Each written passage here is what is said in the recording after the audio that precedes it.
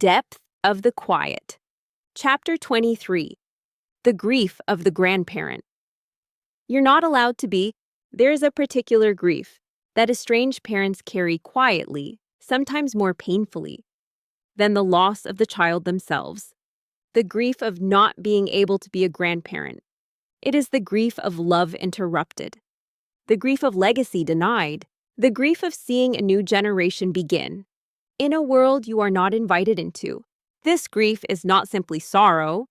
It is a profound rupture. In the natural arc of family life, you imagined a certain future, holding your grandchild, seeing your child become a parent, witnessing their milestones, passing down traditions, sharing holidays, watching generations gather under one roof, offering support, love, and wisdom, being part of their childhood memories. Instead, you are left with photos seen secondhand, stories retold by others, or worse, silence. Your child becomes a parent, while cutting you from the very role you spent a lifetime waiting to inhabit. This is a grief, without a name, and without a place to go. The pain of becoming a grandparent in name only.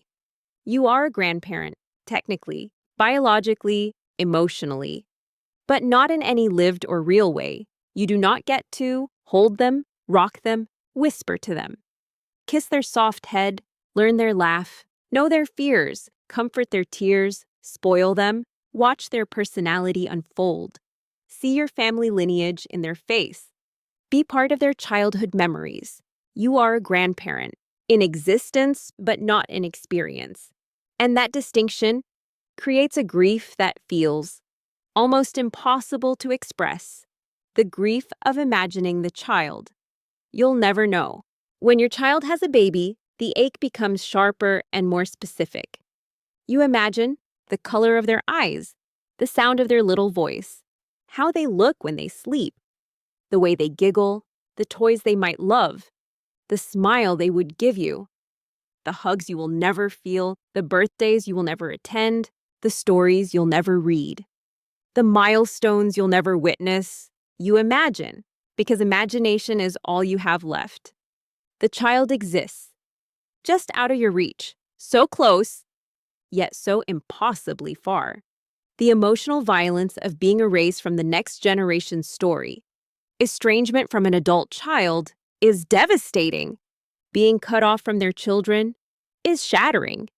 It is not only a personal loss, it is a generational erasure. Your grandchild grows up without knowing your name, your face, your voice, your history, your love, your family traditions, the stories you would tell, the warmth you would offer, the legacy you carry.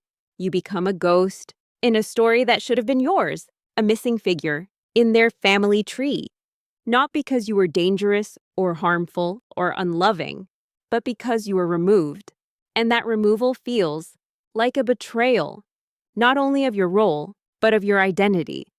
The ache of watching others be grandparents.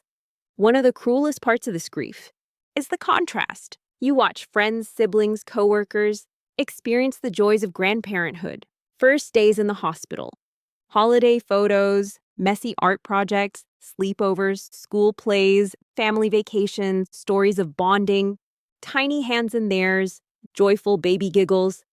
Being part of the child's world, you listen to their stories, and you ache quietly.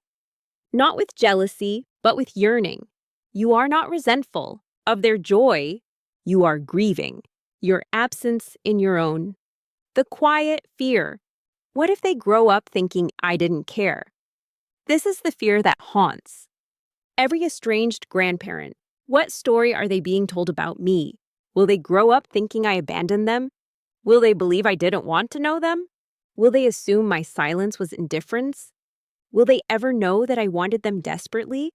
Will they believe the narrative that excludes me? Will I become the villain in a story they never heard from me? The terror is not that they don't know you.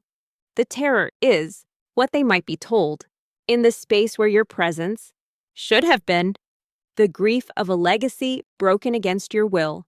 Grandchildren represent continuity. The passing down of stories, values, history, and love through generations. Estrangement breaks this chain. Your lineage continues.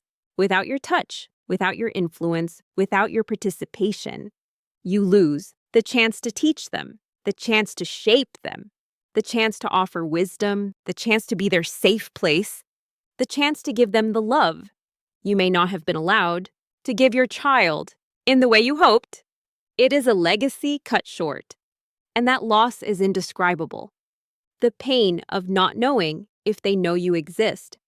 There is a strange, piercing question. Estranged grandparents ask silently, do they even know I'm alive? Does your grandchild know your name? Have they heard stories of you? Do they ask where you are? Do they know you wanted them? Are you mentioned at all or erased entirely? This uncertainty is its own form of torment. It is grief wrapped in invisibility. The love you feel without ever having met them. Perhaps the most bittersweet truth is that you love a child you have never held, a child you have never rocked, a child you have never tucked in, a child who does not know your voice but carries your blood, a child who has your history in their bones but not in their life. This love is real and painful and permanent. It is the purest form of love because it has no condition, no reward, no reciprocity. It is love that exists without ever being expressed, a love that beats quietly in the background of your life. Why this chapter matters. Being denied the role of grandparent is one of estrangement's deepest wounds. It is not a small loss, a secondary ache, a matter of missing a few events, something you get over, something time erases. It is a lifelong fracture. In the generational story, you were meant to continue. This chapter names your truth. You are a grandparent, even if you are not allowed to be one. Your love is real, your identity is real, your place in the family line is real, even if others try to erase it. Estrangement may remove your access, but it cannot remove your connection. Grandparenthood lives in the heart before it lives in the home, and nothing, not silence, not distance, not rewritten narratives, can take that truth away from you.